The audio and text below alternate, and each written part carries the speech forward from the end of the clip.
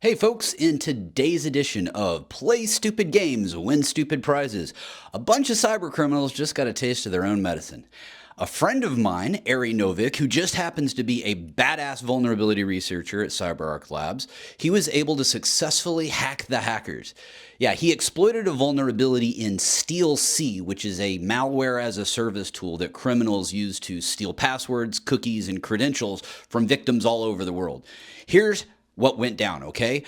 When the criminal developers released StealC v2 last year, they apparently skipped the part about, securing the back end.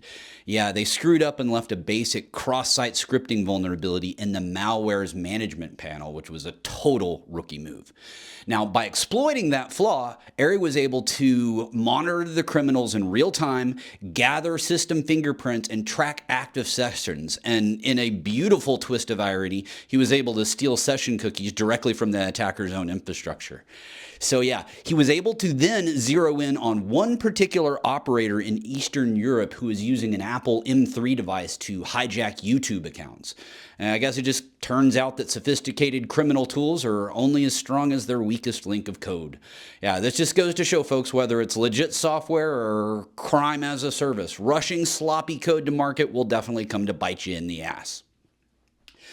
Now, in news that feels like it was ripped straight from a Black Mirror episode, over 100,000 Toyota and Lexus owners in Germany woke up to discover that their car manufacturers had remotely disabled their heaters because, nothing says customer service like freezing out your customers in the dead of winter.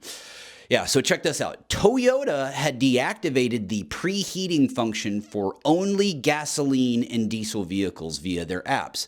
They justified this as compliance with German environmental laws that ban the unnecessary idling of engines. Toyota spokesman Ralph Mueller explained that they're trying to protect users from potential fines, which is corporate speak for we'd rather you be cold than us deal with legal problems. Now, I mentioned this a little bit earlier. Electric and plug-in hybrid vehicles get to keep their heating. So if you were smart enough or rich enough to go electric, congratulations, you get to keep warm. Everybody else might want to throw on a couple more layers. So the question is that I have for you folks, if a company can reach into your $60,000 vehicle and flip switches whenever they want, do you actually own it? Who would have thought letting corporations have kill switches might backfire, right? Welcome to the future of ownership, where I own this has some serious terms and conditions tacked onto it. All right, my last story of the day. If you use Grubhub, congratulations, you're now part of the latest cybersecurity breach. And you didn't even get delivery out of it, right? So the food delivery giant confirmed a major breach affecting millions of customers, drivers, and merchants. Here's the important thing to note here, that Grubhub wasn't hacked directly.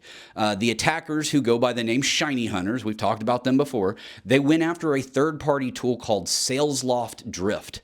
They stole the credentials and then waltzed right into Grubhub's Salesforce and Zendesk support systems like they own the place.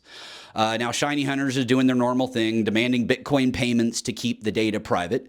Grubhub insists that financial information wasn't compromised, which is great, except for, the support transcripts that they did steal contain enough personal data to make identity theft a breeze. So we're talking name and addresses, phone numbers, email addresses, and possibly even complaints about your cold fries. All of that's prime phishing material, folks.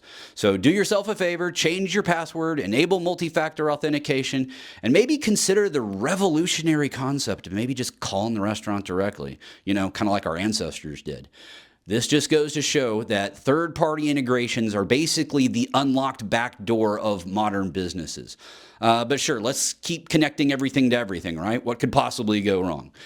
Maybe we should just kind of keep the local pizza place's number handy in the future, right? Well, this is Andy Thompson, signing off.